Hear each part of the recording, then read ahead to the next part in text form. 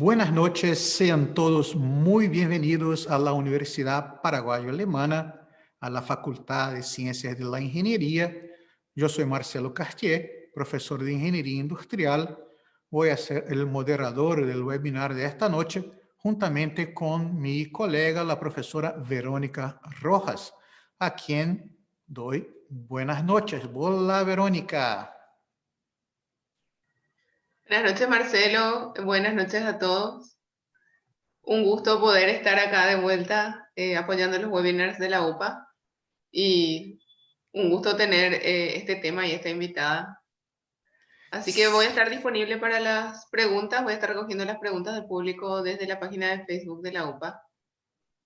Sí, como siempre, la participación del público es muy bienvenida a través de preguntas y comentarios en la página de Facebook, pero en esta ocasión tenemos también una novedad que es la participación con nosotros en la sesión de Zoom que estamos transmitiendo a través de la página de Facebook, la participación de 3 estudiantes de ingeniería de nuestra universidad. Tenemos a Matías Hulst, del primer año. Tenemos a Viviana Cabañas, estudiante del segundo año. Y tenemos Emilce Ortiz, del tercer año. Sean ustedes 3 muy bienvenidos y esperamos que la participación de ustedes sea muy dinámica, que participen bastante de la discusión que va a ocurrir después de la presentación de nuestra invitada, la estrella de la noche, es la ingeniera Gabriela Mesquita Larán. Gabriela es ingeniera civil por la Universidad Nacional de Asunción.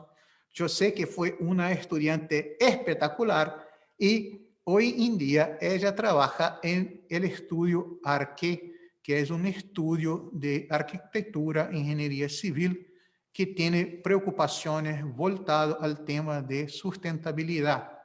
Ella es también miembro fundadora del Paraguayan Green Building Council, es consultora y es una profesional con certificación internacional de LEED, que es una institución también que también tiene que ver con el tema de sustentabilidad.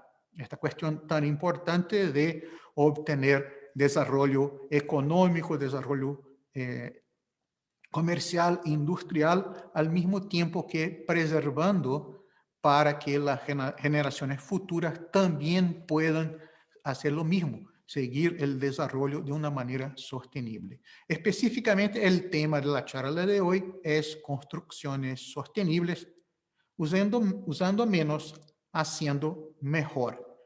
Muchísimas gracias, ingeniera Gabriela Mesquita, por aceptar nuestra invitación y les doy la bienvenida y le paso la palabra entonces para su charla.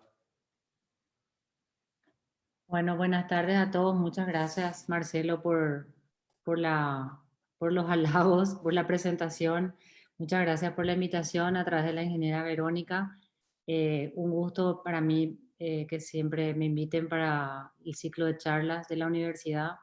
Y bueno, siempre la idea es compartir, que muchas personas, muchos profesionales nos podamos entusiasmar con todos los conceptos de construcción sostenible, que realmente es un mundo apasionante. Entonces, bueno, feliz de poder compartir con ustedes lo que estamos haciendo. Nos venimos dedicando a lo que es construcción sostenible desde el 2008. Así que, bueno, arrancando, les voy a compartir pantalla si me confirman que ven la presentación. Sí, se ve.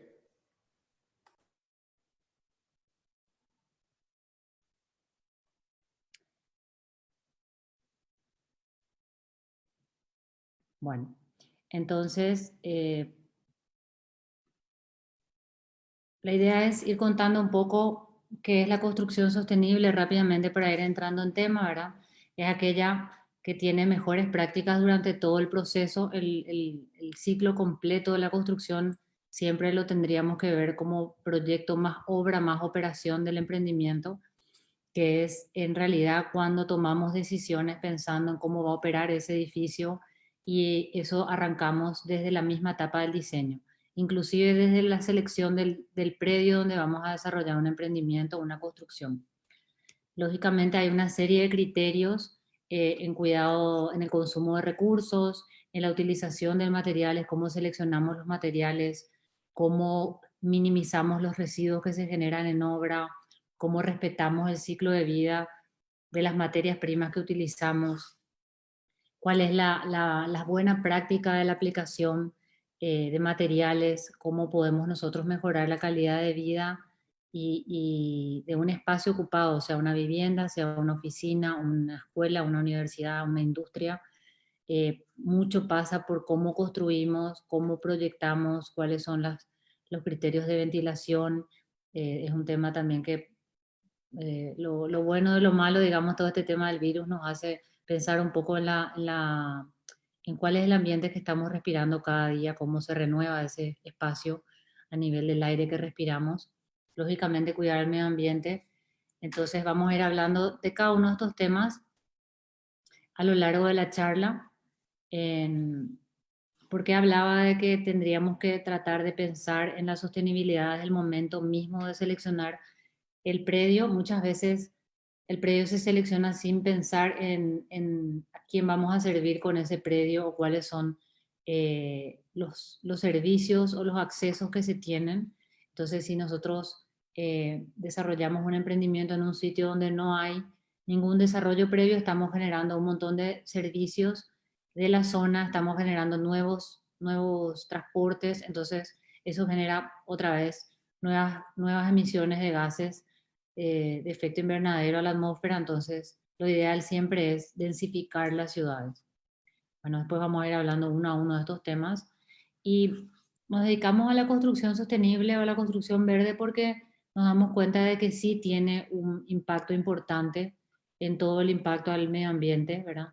Si nosotros miramos las emisiones globales de CO2 por sector, vemos que los edificios, lógicamente acá están asociadas las industrias de la construcción, las industrias asociadas a la fabricación de materias primas y materiales de la construcción, son los que más impactan, ¿verdad?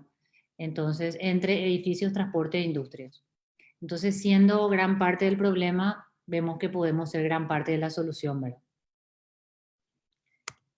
Entonces, a nivel internacional y nacional, ¿cómo fuimos avanzando, verdad? Hay un montón de certificaciones internacionales de construcción sostenible. La primera es BREEAM, es una certificación inglesa que nace en el 90. Luego está LEED, que nace en el 98, de los Estados Unidos. Después está Green Star, está CASB, está la de GNB, que es la certificación alemana. Y a lo largo de estos años fueron surgiendo un montón de otros esquemas de certificación, algunos guiándose por la normativa europea, otros guiándose por la normativa RAE, que es la norteamericana. Cada una tiene su campo de aplicación, algunas son para edificaciones, otras son para espacios públicos, otros son para espacios como loteamientos, etcétera, etcétera. A nivel nacional, las tres certificaciones que más se usan, perdón, esta es un poco la evaluación de los emprendimientos LEED en Paraguay. El primer emprendimiento nace en el 2008 y más que nada era mostrarles un poco cómo va evolucionando la curva de crecimiento de los proyectos en proceso de certificación. Ciertamente no nos podemos comparar a Brasil o a Chile que tienen 300, 500, 800 edificios en proceso, pero igual la curva va subiendo, ¿verdad? Es un tema de difusión, de conocer las ventajas y es parte de lo que estamos haciendo hoy, ¿verdad? Entonces, las tres certificaciones que más se utilizan a nivel nacional son la certificación LEED, que está dada por el US Green Building Council, que es un consejo de construcción verde de los Estados Unidos. Es una organización no gubernamental que creó el esquema LEED. Eh, Después está la certificación EDGE, que tiene dos proyectos en proceso, es nuevita, digamos que en Paraguay desde el año pasado se está implementando. Es una certificación dada para países en vías de desarrollo, tiene un software muy ágil, muy sencillo de utilizar. Los que participaron en las charlas de abril en plena pandemia ya saben, ¿verdad? Ya fueron probando.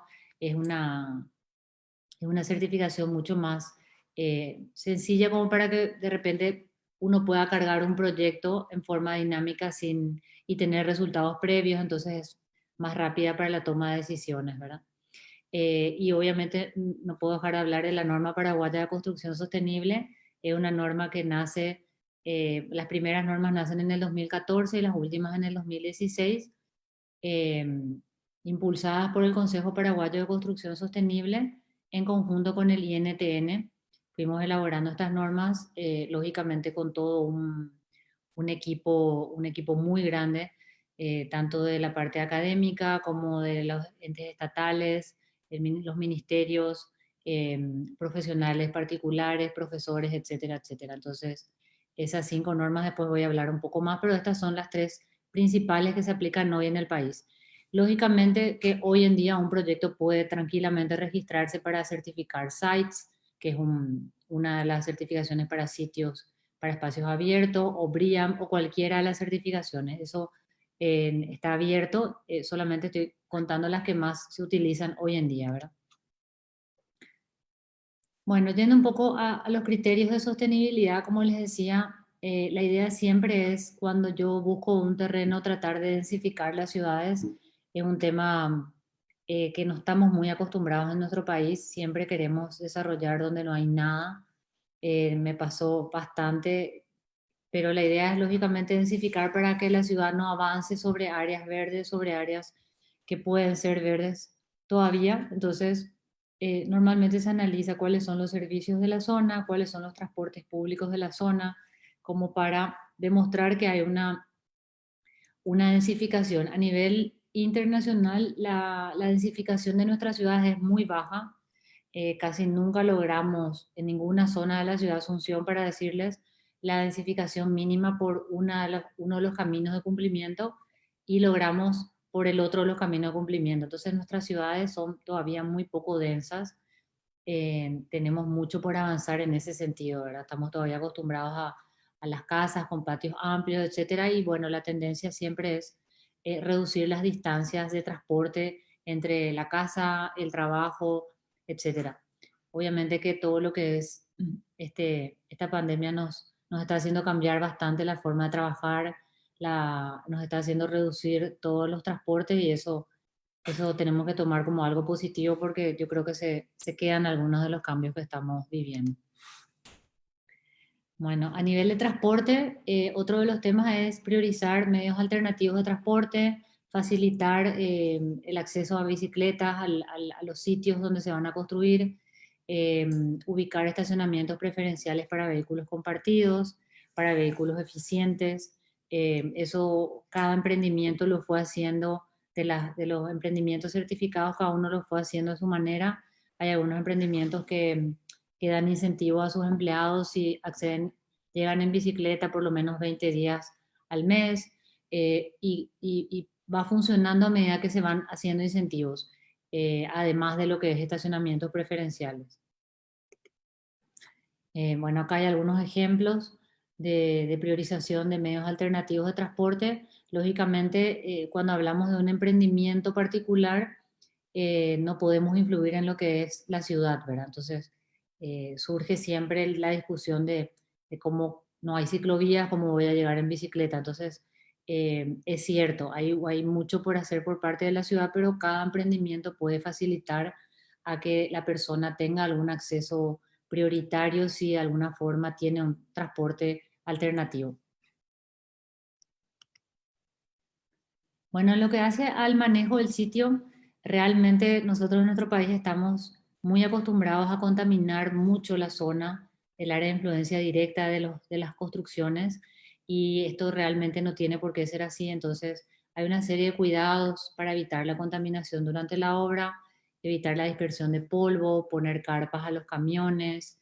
La imagen del centro es una imagen de un badem que se hizo para que el camión pase y el barro quede, que es como se muestra en la imagen de la derecha. Entonces, eso se hace para que el vehículo al salir no solo no lleve polvo, no vaya dispersando polvo por encima, sino que las ruedas no vayan ensuciando toda la ciudad, ¿verdad? acá vemos en uno de los proyectos, se hacen sedimentadores.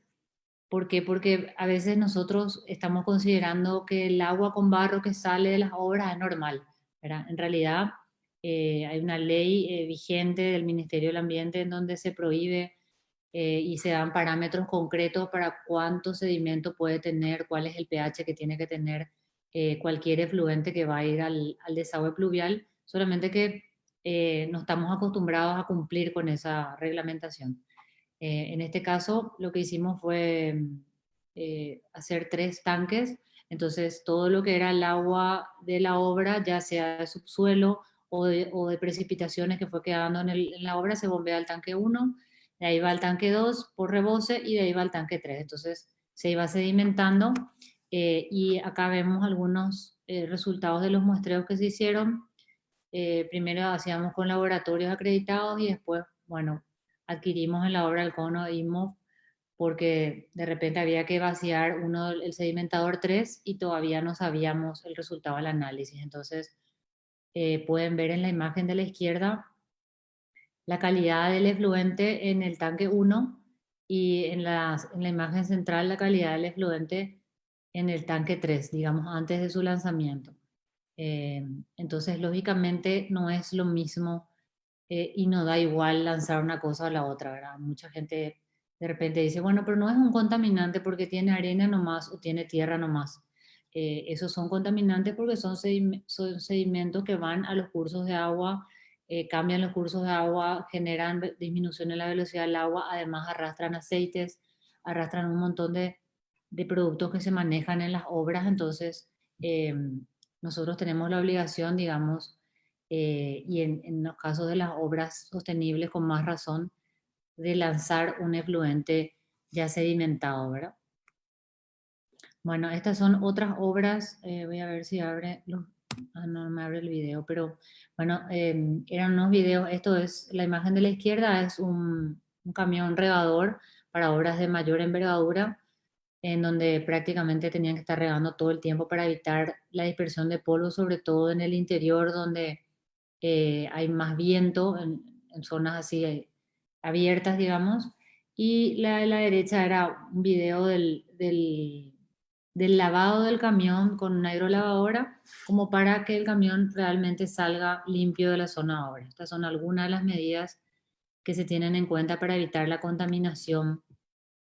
Y lógicamente otro de los temas grandes y que nos cuesta bastante es limitar la zona de obras, limitar el área de influencia de nuestros trabajos. En la imagen central podemos ver eh, cómo podemos nosotros limitar la zona de trabajos y estabilizar los suelos de las demás zonas.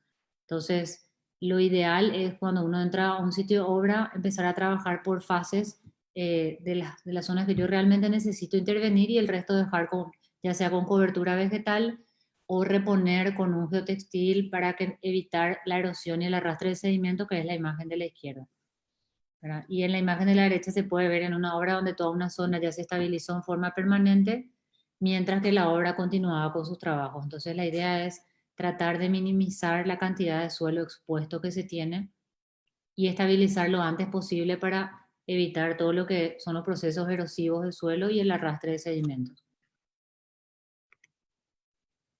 Bueno, esto es un video también que no estoy pudiendo reproducir, pero es básicamente el corte. En esta obra trabajamos con ladrillo de hormigón aireado eh, y en el corte se genera mucho polvo, entonces se hizo una sierra circular de corte húmedo para evitar la generación de polvo en el corte.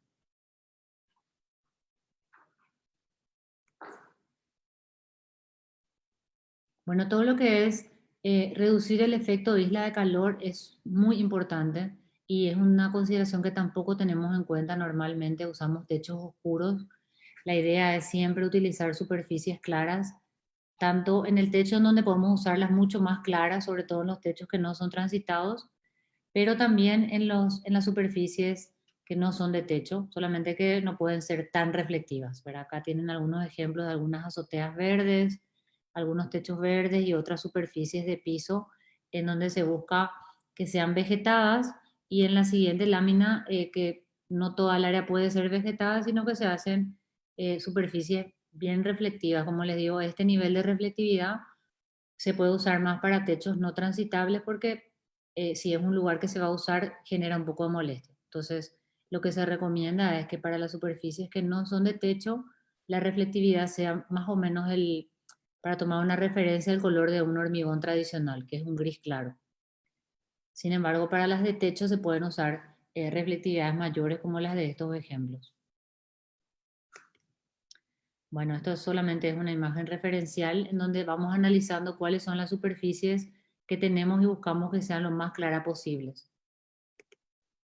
Bueno, esta es una imagen de un proyecto que terminamos el año pasado, en donde si se fijan, tenemos, para la derecha tenemos los techos técnicos, donde están todas las superficies pintadas claras, y después las otras superficies también están claras, y tenemos un techo, el techo del primer piso, que es un techo vegetado. Era más o menos la inauguración, entonces no, todavía no está bien vegetado, pero la idea es tratar de manejarnos dentro de las superficies claras o vegetadas.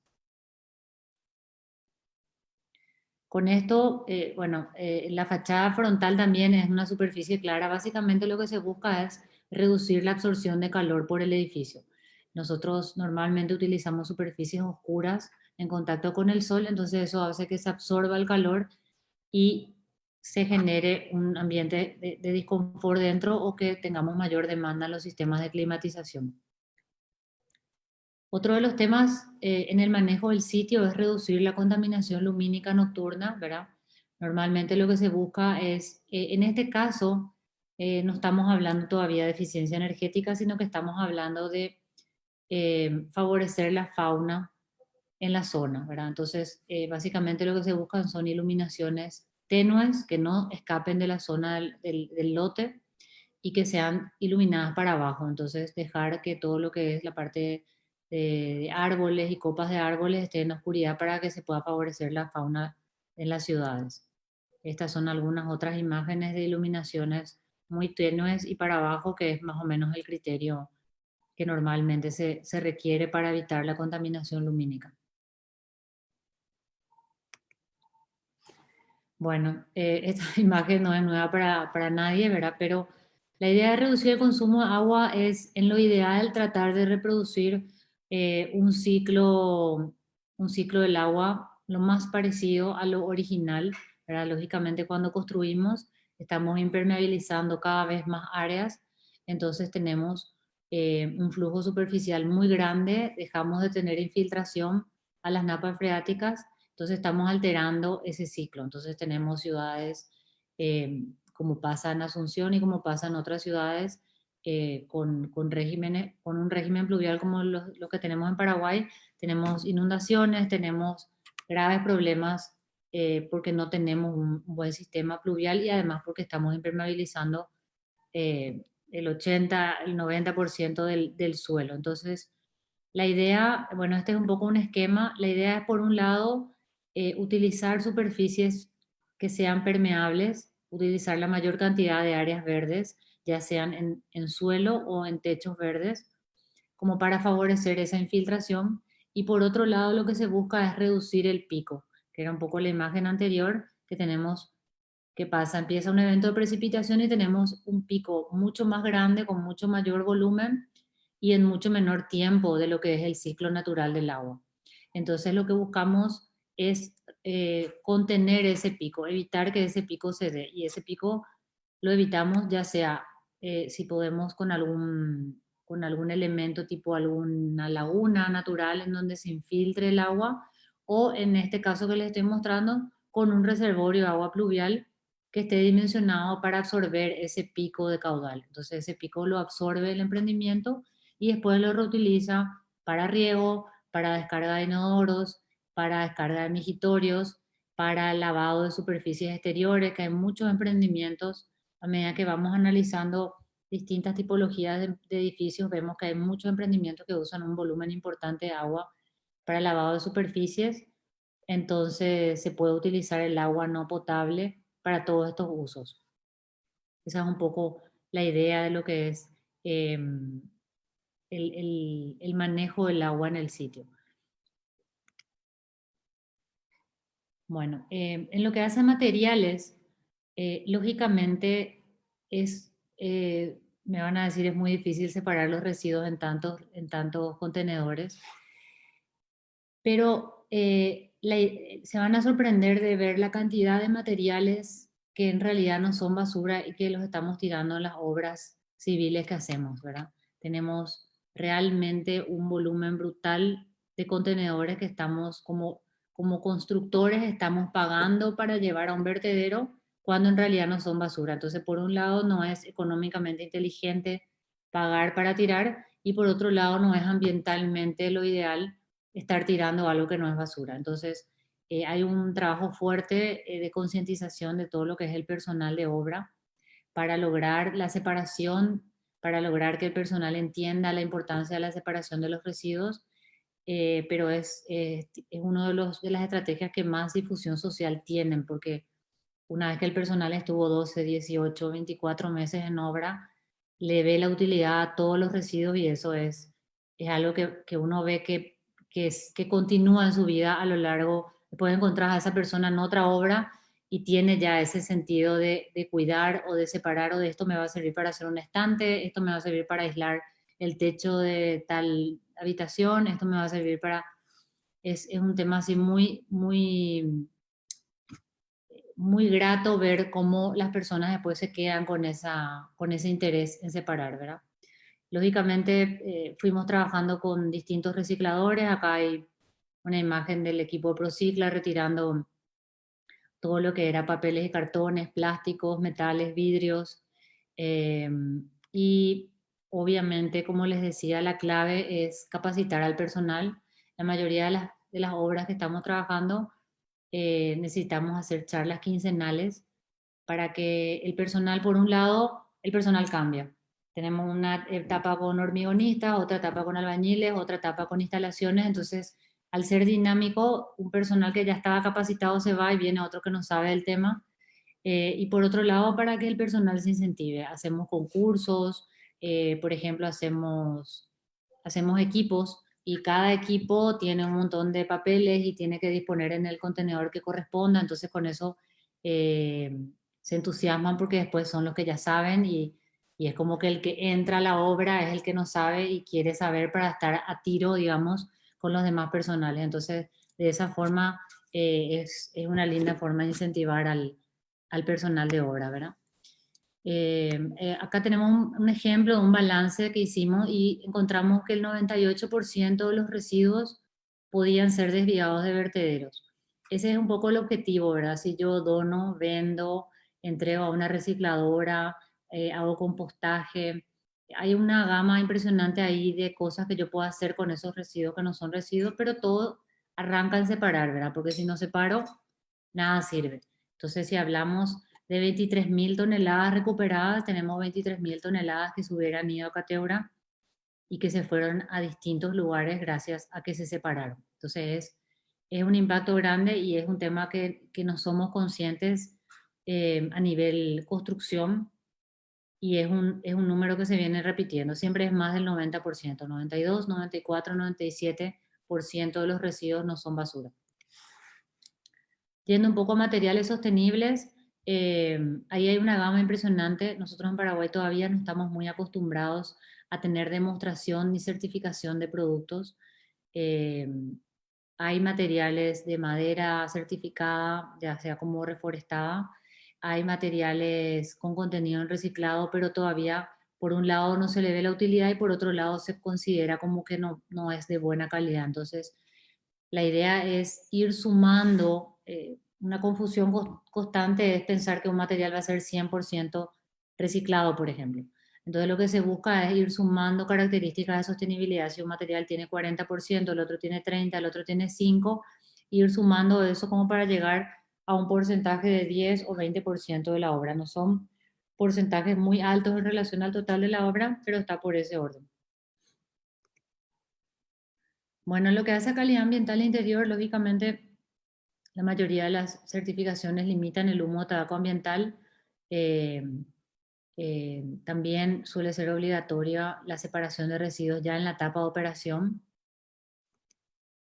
y lógicamente varios cuidados que hacen al cuidado de la calidad del aire durante la obra. Este es un ejemplo bastante extremo que hicimos, en donde tenemos en un hotel 116 habitaciones y vamos cerrando cada habitación para limpiar por encima del cielo raso antes del cierre del cielo raso. Eh, Era para un emprendimiento que aspiró al nivel más alto de certificación, lógicamente, pero son cuidados que no estamos acostumbrados a tener en cuenta.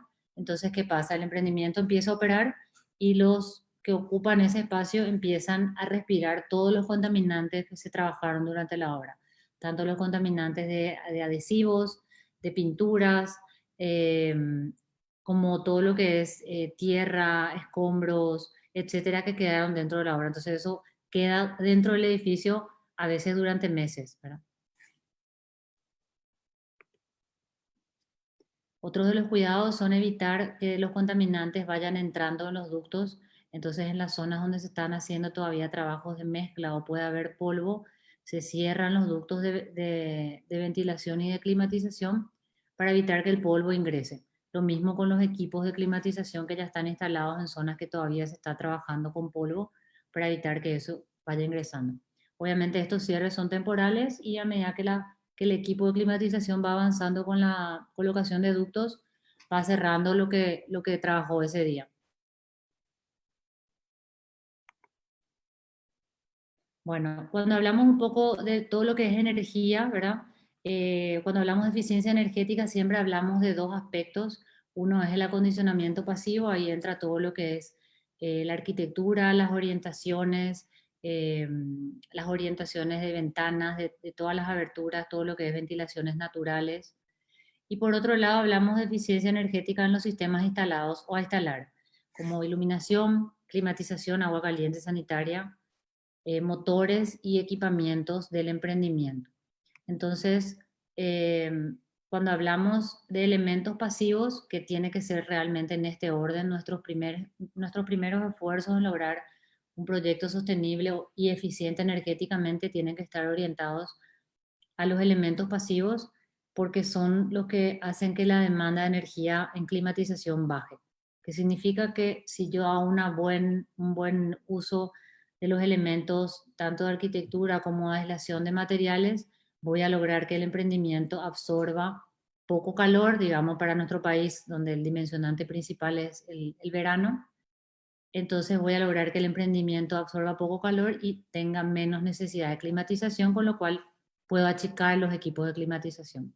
Entonces ahí estudiamos las orientaciones, las aberturas, los elementos de sombra, pieles, también las sombras de otros emprendimientos. Hay veces que decimos, ah, bueno, siempre hay que aislar al norte con tal cosa o siempre hay que aislar al oeste con tal otra cosa.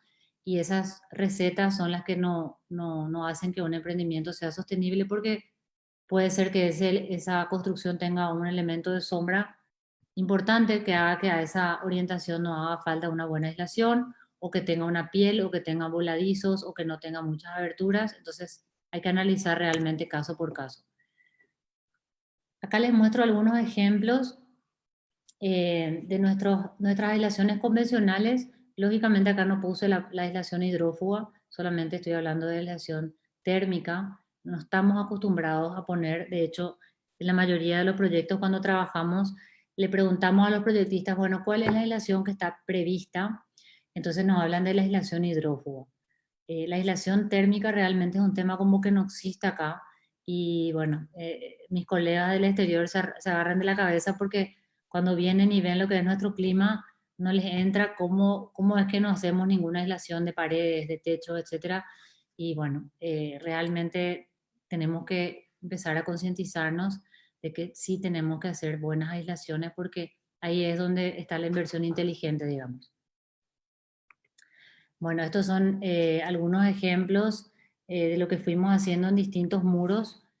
Estas son paredes exteriores y teníamos una entrada importante de calor en el muro este, en el hotel que les estaba hablando. Entonces, para no reducir las vistas, como teníamos, una de las condicionantes del hotel era que las ventanas de las habitaciones sean de pared a pared, ¿verdad? Que haya una vista completa del horizonte. Entonces, ¿cómo hacer para que ese emprendimiento no absorba calor. Entonces, bueno, en ese caso pusimos vidrios dobles y pusimos un parasol micro perforado para lograr que la persona siga viendo para afuera, pero que no absorba calor, porque justo era una fachada muy desfavorable con el sol del atardecer pegándole de pleno en el verano.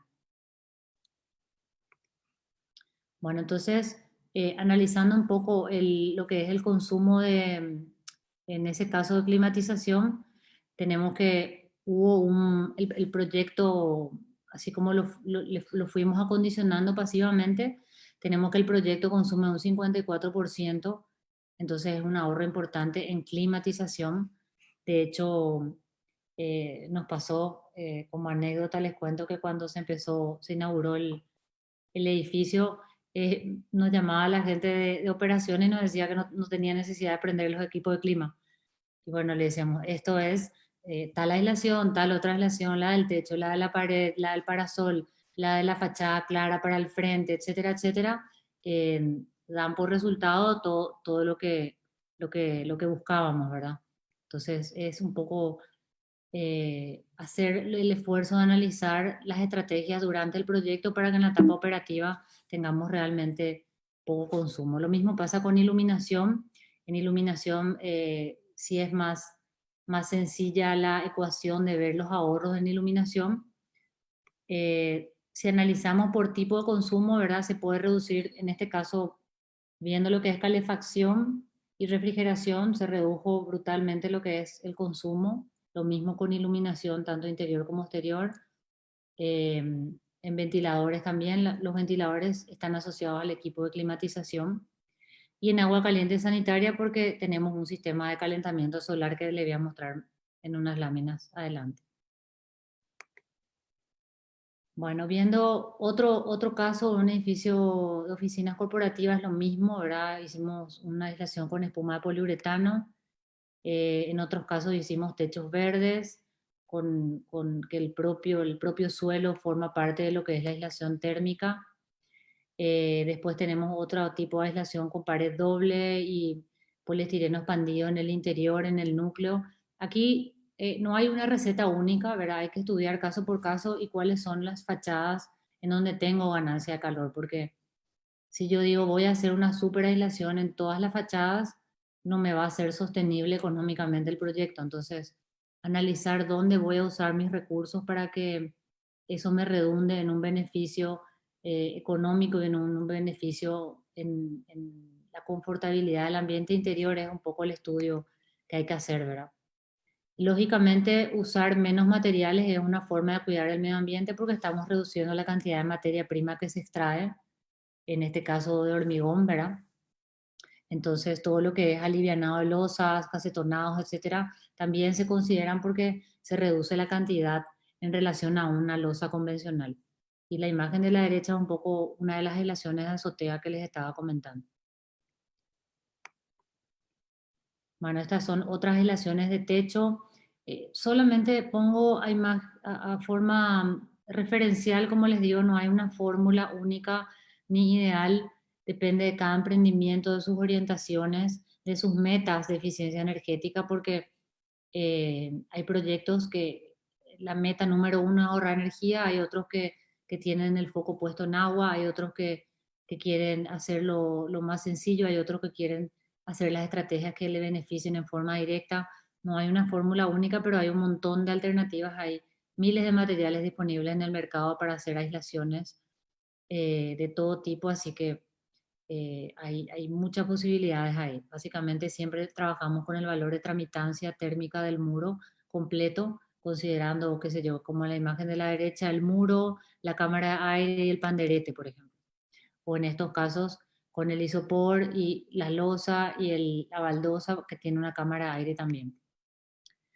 Bueno, esto es un poco lo que les decía, que la mejora depende de la meta del emprendimiento, ¿verdad? Nosotros, en el caso de la izquierda, tenemos 17 grados de diferencia entre el exterior y el interior.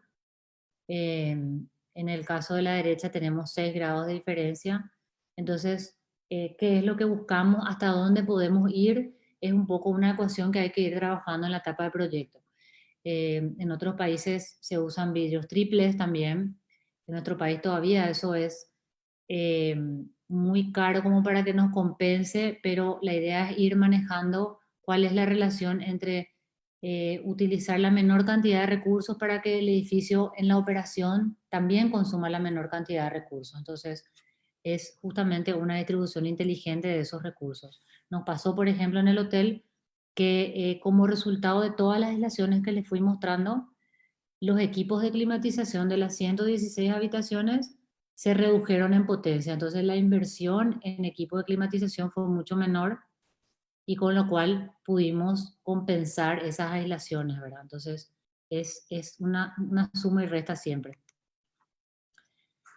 Bueno, acá les pongo último lo que es generación de renovables, porque muchas veces las personas dicen, ah, bueno, voy a hacer un emprendimiento sostenible, entonces voy a hacer una generación, y eso en realidad debería ser lo último. Primero tengo que hacer el esfuerzo de que el edificio consuma lo menos posible, y entonces lo que yo genere va a hacer realmente la diferencia. En el caso de la izquierda, un edificio que pusimos paneles para generación, para iluminación, y en el de la derecha que les decía del hotel.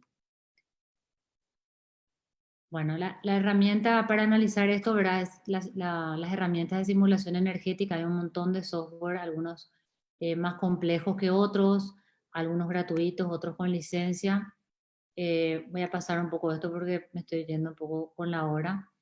Esta es un poco la condición climática que tiene mucha incidencia en lo que es el consumo, por eso les decía que no hay una fórmula única. Si ven la línea, la franja verde es la zona de confort, y si analizamos en cantidad de horas al año, en relación a las RAE, nosotros tendríamos solamente el 37% de horas, es decir, 3.200 horas en confort térmico, sin ningún acondicionamiento. Entonces, el resto es todo horas de disconfort. Entonces, lógicamente tenemos que analizar esa relación para que tengamos condiciones de confort sin tener que requerir tanta climatización. Este es solamente una comparativa. El edificio convencional que habíamos analizado sin aislaciones tenía una cierta demanda de kilowatt hora al día de refrigeración, y luego de hacer todas las aislaciones tenemos una demanda menor, que significa que necesita menos climatización mi emprendimiento por esas aislaciones, ¿verdad? Que era un poco lo que veníamos hablando. Entonces acá vemos cómo la demanda de energía baja en lo que es una construcción típica. Puse dos ejemplos, uno es en los vidrios, en los cristales, y otro es en los techos. Cómo baja la demanda de energía cuando yo hago el esfuerzo de hacer esas aislaciones. Y estos son otros gráficos de analizar dónde tengo mayor ganancia de calor, entonces en dónde voy a ir aislando mejor. Tengo más ganancia en suelos, en techos, en muros, en vidrios. Hay mucha de ingeniería y poco de invento, digamos. No es una cuestión tan romántica, sino que es muy cuantificable, y eso nos da la seguridad de que después vamos a consumir lo que estábamos estimando, ¿verdad? Bueno, no quiero dejar de hablar de lo que es la ordenanza municipal, que es un incentivo vigente a la construcción sostenible. Hasta ahora está vigente solamente en Asunción. Tiene varios requisitos fundamentales, de los cuales varios ya fui hablando, como selección del sitio, controlar la contaminación por las actividades de la obra, gestionar las escorrentías pluviales, que también hablamos, la gestión de residuos, la reducción del uso de agua potable, la ventilación y los parámetros de diseño pasivo. Son casi todos los temas que fui tocando, ¿verdad? Hay dos categorizaciones, ya sea una construcción altamente sostenible o considerablemente sostenible, según la cantidad de requisitos que se buscan. Y hay 4 incentivos, voy a hablar solamente del incentivo que a la mayoría de la gente le importa más, que es el incentivo económico. El más grande de los incentivos económicos es el impuesto a la construcción, en donde según su tipología, si ustedes ven las dos columnas de la izquierda, un emprendimiento que puede estar categorizado como de lujo por la municipalidad, si es considerablemente sostenible, pasa a pagar el impuesto correspondiente a una obra de nivel medio, y si es altamente sostenible, pasa a pagar el impuesto de una obra de categoría económica. Entonces tenemos ahorros importantes, sobre todo en la parte residencial, son los mayores ahorros. y son ahorros de entre el 38 y el 90% de los impuestos a la construcción. Entonces son realmente importantes esos ahorros. Y les quiero comentar el caso del primer edificio que logró el incentivo a la construcción sostenible, que es el edificio Aquiles. Básicamente las estrategias del emprendimiento fueron acondicionar pasivamente el emprendimiento, mejoraron las aislaciones de los muros exteriores, almacenaron agua pluvial, implementaron techos verdes y griferías de bajo consumo en agua. También se reutilizó el agua pluvial para el riego de esas áreas verdes. Colocaron estacionamiento para bicicletas, separan los residuos en la obra, utilizan puertas de madera reforestada, incluyeron un sistema de inyección y extracción de aire y equipos eficientes de climatización. Con esto el emprendimiento logró un nivel altamente sostenible, entonces tuvo un ahorro de 258 millones en el impuesto a la construcción. Entonces, las mejoras tuvieron una inversión del 5,3% del monto original y el ahorro del impuesto fue del 86%, que representa el 3% del monto de la obra. Entonces, lo que les queda por cubrir, digamos, es el 2,3% del monto total, ¿verdad? Entonces, ¿cómo es lo más rápido que podemos analizar que eso se compensa con el ahorro energético del edificio? Entonces, analizando el consumo de energía de ese edificio, vemos que está consumiendo 36 kilowatt hora al año por metro cuadrado, mientras que una obra residencial convencional consume 65 kilowatt hora al año metro cuadrado. Entonces, con ese ahorro, nosotros tenemos que esa inversión se recupera en 6,7 años. Ese es el retorno de la inversión para el caso de este emprendimiento.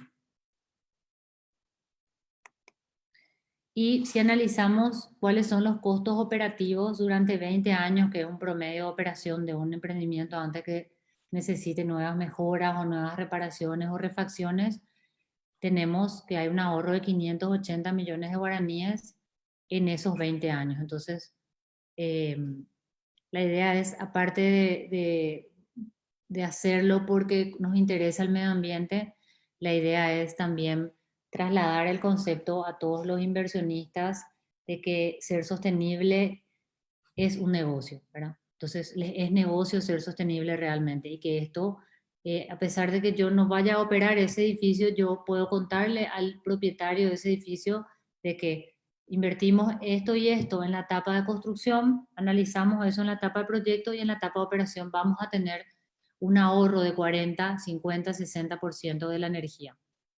Entonces, solamente analizando lo que es energía.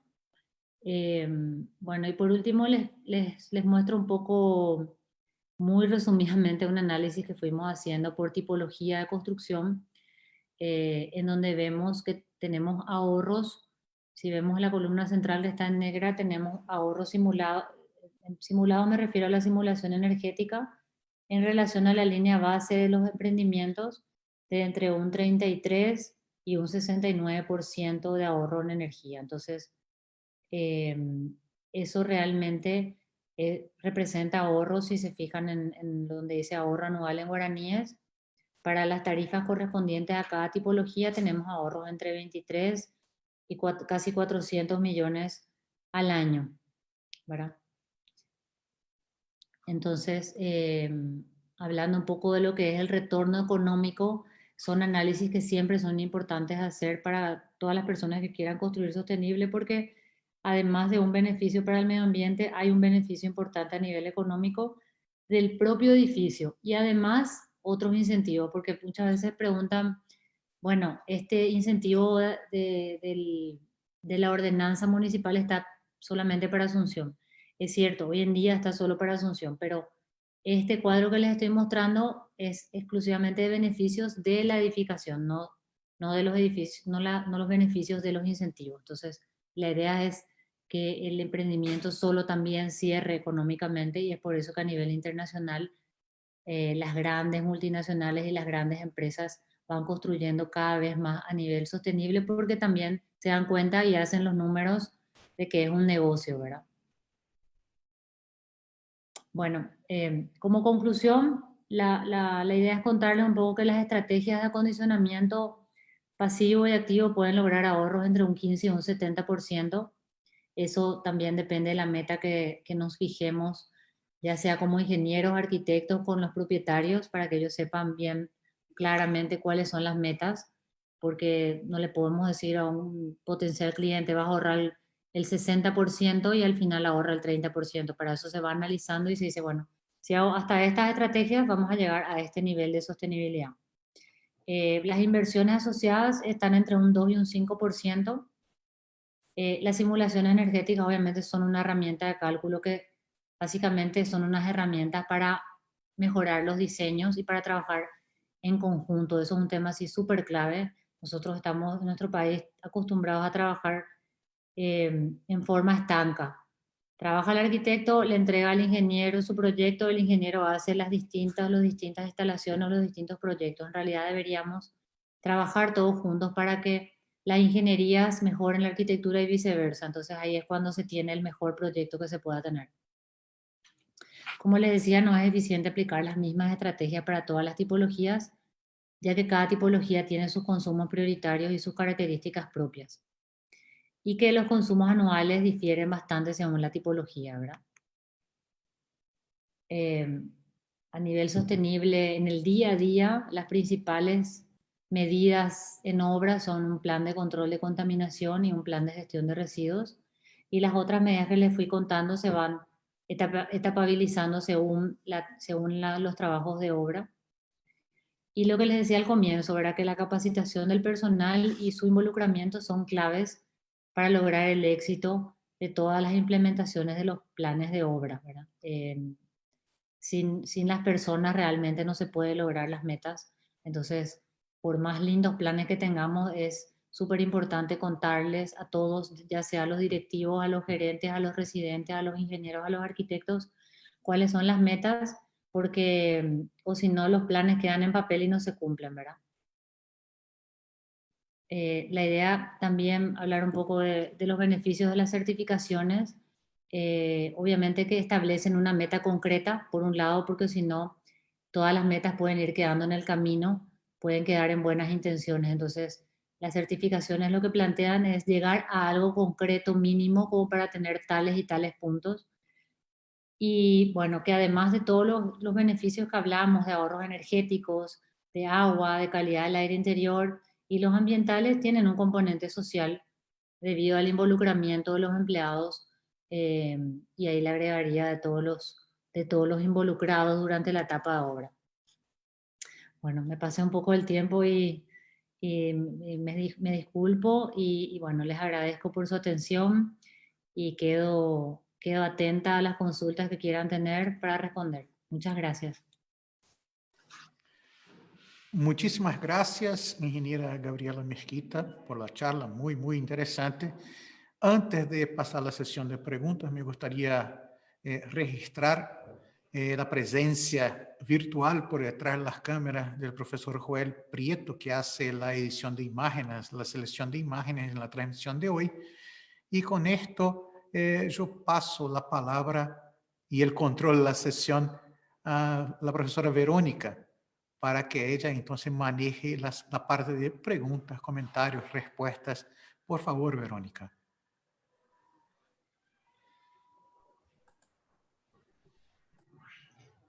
Bueno, entonces vamos a tener la sesión de preguntas ahora.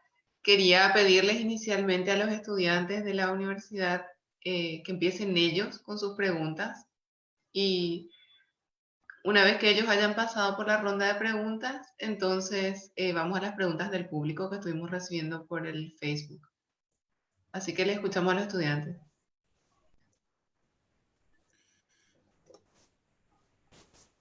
Bueno, primeramente, ¿qué tal, señora Mezquita? Muchísimas gracias por su presentación. Y la pregunta que me llamó la atención, usted habló de la densificación de nuestra ciudad y me cabió la duda de una idea. Para densificar nuestra ciudad, ¿se podrían reacondicionar edificios viejos de manera sustentable o sostenible? Por ejemplo, un ejemplo acá en Asunción, para poder lograr ese proceso de densificar la ciudad que usted habló. Muchas gracias. Sí, sí, así mismo. De hecho, la reutilización de los edificios existentes es la estrategia más sostenible, ¿verdad? Por ejemplo, para ir al caso del centro de Asunción, el plan del centro histórico y de revitalizar el centro a través de la reutilización de los edificios existentes y de darle vida a todos los espacios que existen y ocuparlos nuevamente, es una de las estrategias más sostenibles, ¿verdad? Siempre, mucho antes que demoler y volver a hacer todo de vuelta porque tenés otra vez un nuevo consumo de materiales, etcétera. Entonces, en todas las certificaciones hay todo un esquema de remodelación, digamos, de edificios existentes, como para tener en cuenta los criterios que hablamos, pero sin tener que llegar a una demolición, sino un reacondicionamiento de esos edificios. Muchas gracias. De nada.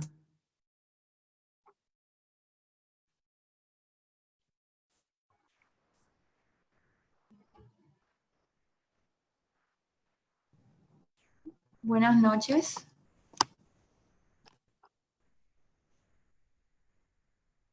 Bueno, yo quisiera preguntar a la ingeniera Gabriela Mezquita si es que ya se están planeando o ya se llevó a cabo algún proyecto con el uso de los ecoladrillos como material de construcción. Todavía no, todavía no. Se usaron materiales sostenibles, pero todavía en menor escala. Eh, no sé realmente a cuáles en concreto te referís con los ecoladrillos, porque, por ejemplo, hay varios ladrillos ahora que son aislantes térmicos que sí ya estamos usando, pero si me aclaras, no sé a cuáles se refieren. Los elaborados gracias a plástico PET, botellas de plástico PET. No, todavía no. En las obras que fuimos trabajando para las certificaciones todavía no, pero lógicamente que sí contribuye a varios de los puntos, todo lo que es reutilización y materiales con contenido en reciclado. Hay, hay un tema ahí que los propietarios tienen siempre un poco de miedo, que era un poco lo que decía de los materiales reciclados, entonces siempre que implique una estética diferente, es como que siempre hay más rechazo. Los materiales con contenido reciclado que más estamos logrando meter a las obras son los que difieren menos de los convencionales, tanto en su forma de aplicación como en su estética.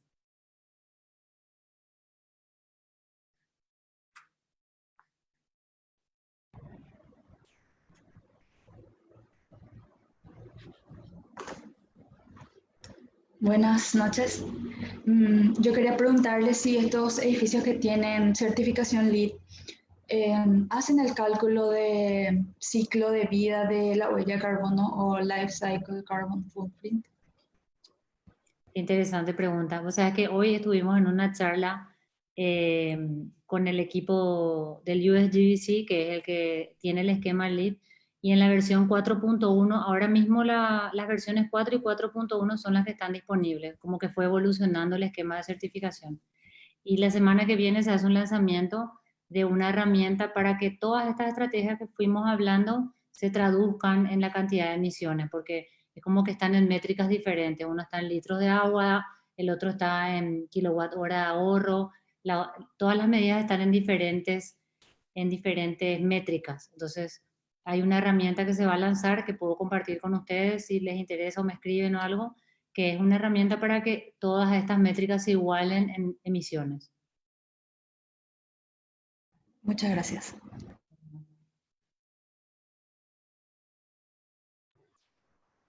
Vamos a seguir con las preguntas que estamos recibiendo del público a través de la página de la universidad. Agradecemos a Santiago por su pregunta y la pregunta es, ¿cuáles son los materiales que son usados para la construcción? Y entiendo que se está refiriendo a la parte de los techos que habían tenido distinto nivel de reflectividad que los techos convencionales.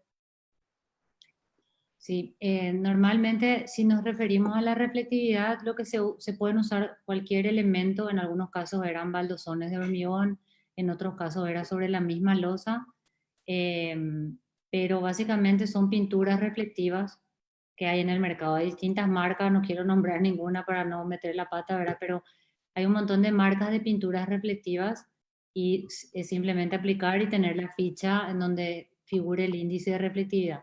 El índice de reflectancia solar normalmente tiene que estar mayor a 78 en lo que es superficies de techo.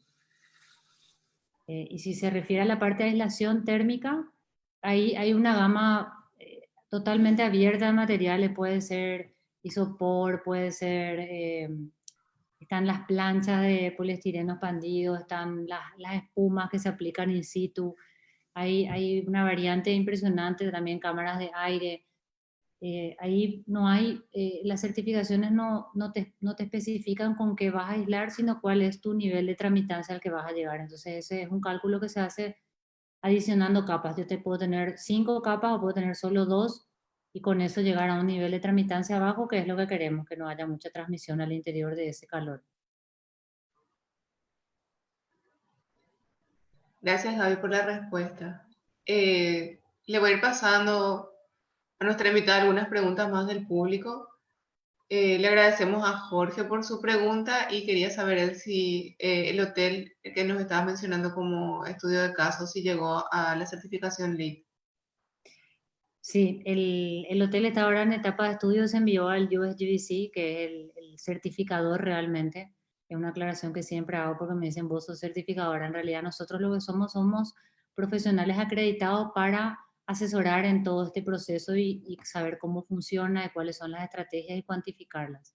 El certificador, por ejemplo, en este caso de LEED, es el Consejo de Construcción Verde de Estados Unidos. Se sube toda la documentación que se genera, que es bastante, ¿verdad?, a una plataforma y eso está en etapa de evaluación y la certificación prevemos que esté dentro de este año. Está un poco lento por todo el tema de COVID y qué sé yo, pero sí, la idea es que llegue al nivel Platinum y que en caso que llegue, que es lo que esperamos, ¿verdad?, que sea va a ser el primer edificio en obtener el nivel LEED Platinum. Muchas gracias. Te sigo pasando las preguntas del público. Le agradecemos a Arnold por su pregunta. Y pregunta, en el caso de obras en el interior, si construimos, por ejemplo, un silo en un campo agrícola en el departamento de Misiones, el costo de flete para recolección y transporte de residuos hacia la zona urbana sería muy alto.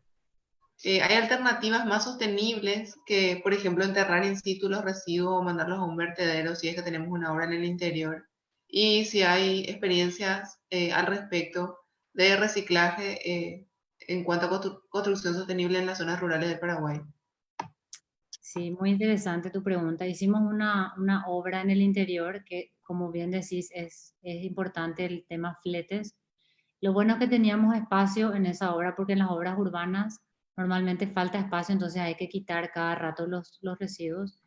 Una de las estrategias que usamos es todo lo que es material tipo escombro, reutilizarlo para todo lo que era contrapisos. Entonces, una parte grande de los residuos de obra es escombros. Si eso se reutiliza, reducir muchísimo el volumen. Y otra de las estrategias fue todo lo que era reciclable propiamente dicho, como plásticos, latas de aluminio, vidrios, etcétera. Hicimos como un techito y lo fuimos acumulando en un periodo más grande. Entonces, básicamente se hicieron 2 retiros de la obra, 2 retiros grandes y con eso se redujo bastante el monto en todo lo que es transporte. Y también si hay espacio se puede hacer compostaje, ¿verdad? Pero no enterrar todos los materiales porque en realidad esos tienen lixiviados que contaminan el suelo. Solamente lo que son compostables se podrían enterrar, ¿verdad? Que es todo lo que es en restos de cáscaras, de frutas, de verduras, hierba, etcétera. Sí se podría enterrar. De repente en zonas urbanas se suele tener más espacio, entonces se puede hacer un compostaje y con eso, más la reutilización de los escombros, realmente lo que queda de reciclables es un volumen muy pequeño, entonces sí se pueden hacer 1 o 2 envíos a una zona que sí tenga una recicladora.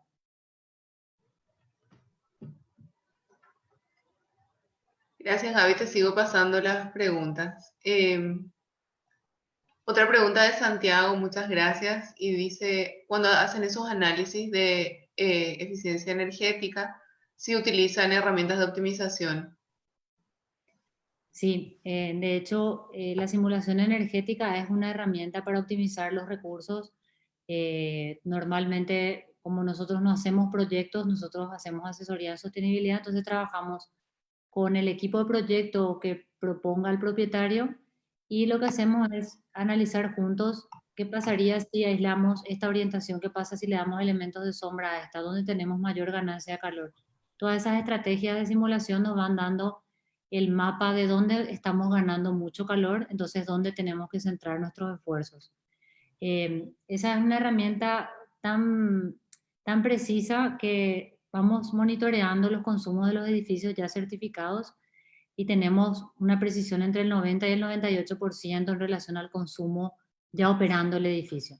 Entonces son herramientas realmente buenas como para precisar cuál va a ser después el consumo y para tomar, el cliente básicamente te dice, bueno, si yo pongo este parasol, ¿cuánta energía me ahorro? Tanta. Bueno, el parasol me sale tanto, entonces mi parasol se paga solo en tantos años, ¿verdad? Esa clase de ecuaciones son más fáciles de hacer con estas herramientas para poder tomar decisiones sin decir, qué sé yo, sin esa herramienta uno dice, vas a ahorrar energía, ¿y cuánta? Y no sé, va a ahorrar nomás, ¿verdad? Entonces hay mucho de cuantificable y esa es la riqueza de estas herramientas, ¿verdad? Tenemos otra pregunta. Gracias a Joel por preguntar y quiere saber qué piensan los contratistas cuando trabajan en este tipo de emprendimientos de construcción sostenible. ¿Qué es lo que más ven ustedes? ¿Se comprometen o hay todavía rechazo por todos los cuidados adicionales, por ejemplo, en obra que tienen que desarrollar? En la mayoría de los casos las constructoras no están muy felices al comienzo y hay como un rechazo realmente de hacer una obra diferente porque implica varios esfuerzos por parte de la constructora. Entonces, para reducir un poco ese rechazo, lo que fuimos haciendo con los años es hacer unas especificaciones técnicas para la certificación, como para que la constructora pueda cuantificar económicamente cuánto sale, cuánto le sale esos esfuerzos y no tenga que absorber esos costos. En la primera obra certificada, por ejemplo, la constructora tuvo que absorber esas inversiones y lógicamente no se queda nada feliz con haber certificado, ¿verdad?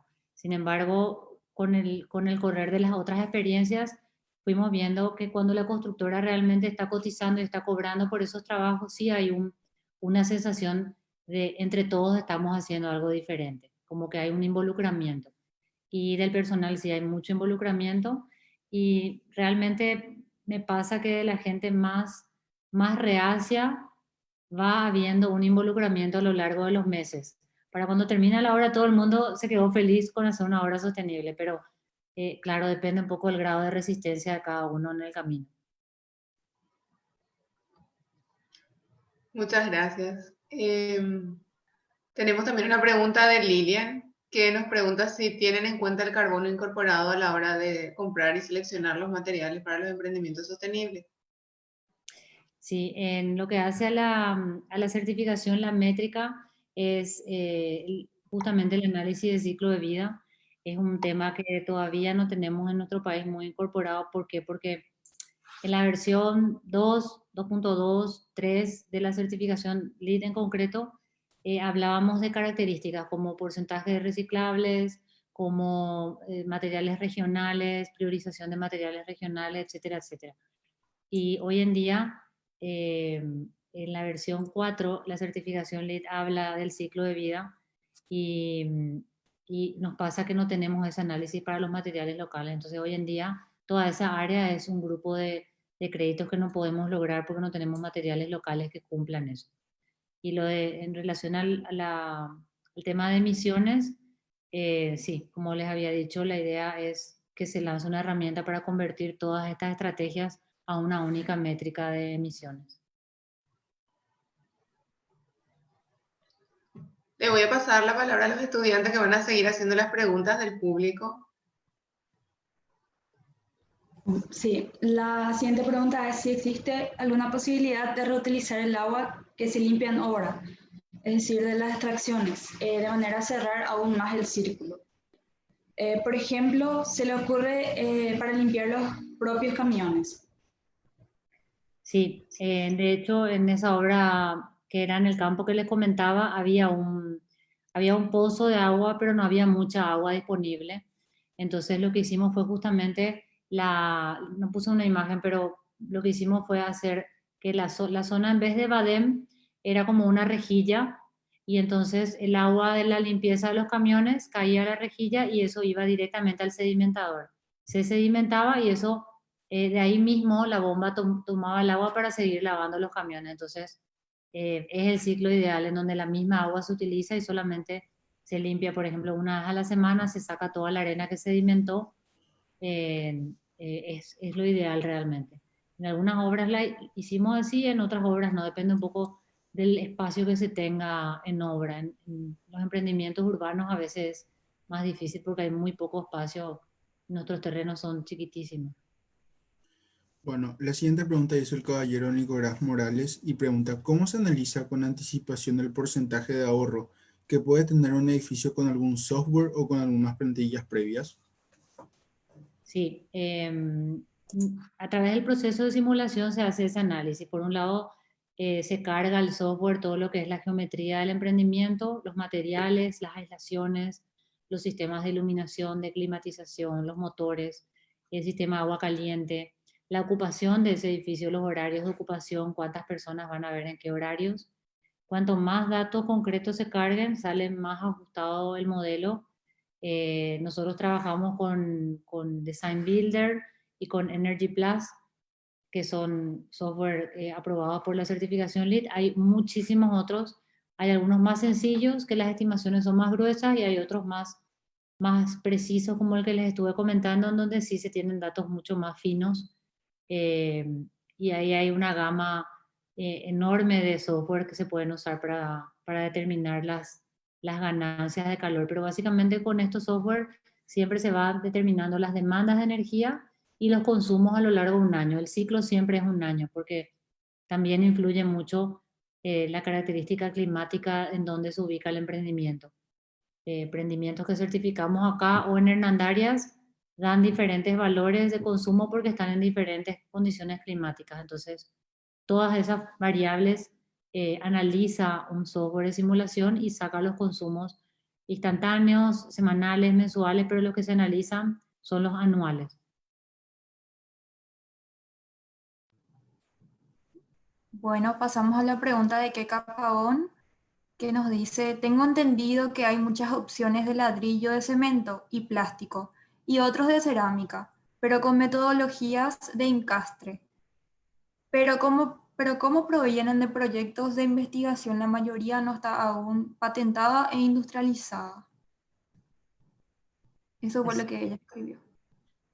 Así mismo, normalmente lo que se busca para poder decir que un material es reciclado, por ejemplo, que es la pregunta, se busca que el fabricante dé un certificado de qué grado de reciclabilidad tiene. Entonces lo que se busca es que los materiales sean formalizados y la documentación de ese material sea formalizado. De repente nos llegó a pasar de materiales que no podemos usar porque no hay información del material. Entonces, lo que se busca es que los fabricantes puedan formalizarse para tener una ficha concreta de su producto.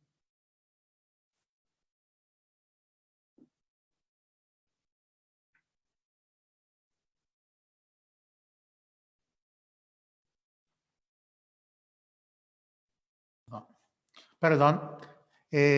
Muchísimas gracias por la presentación. Se ve que el tema ocasionó mucha curiosidad, muchas preguntas, mucha participación. Muchas gracias a todos que mandaron preguntas, a los estudiantes que ahí también ayudaron muchísimo en esta sesión, en esta parte de la sesión. Y Gabriela, me gustaría pasarte de vuelta la palabra para tu despedida, tus consideraciones finales, algún mensaje, por favor.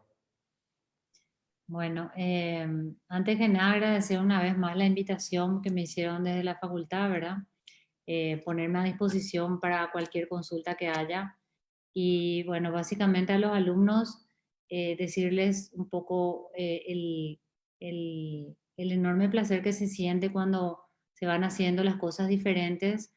Y es un tema que yo creo que hay que seguir difundiendo y que cada uno puede ir difundiendo porque ya me pasó clientes que uno dice, esta persona no va a estar interesada en una obra diferente y al contrario, esa persona está abierta escucha, ve y se entusiasma, entonces es un tema que hay que ir hablando siempre, es como una especie de misión o de misionar, yo digo, porque siempre esa semilla queda y hay gente que te llama después de 10 años y te dice, ahora quiero hacer una obra sostenible, entonces es una semilla que se planta siempre, el cuidado del medio ambiente y la sostenibilidad en las construcciones.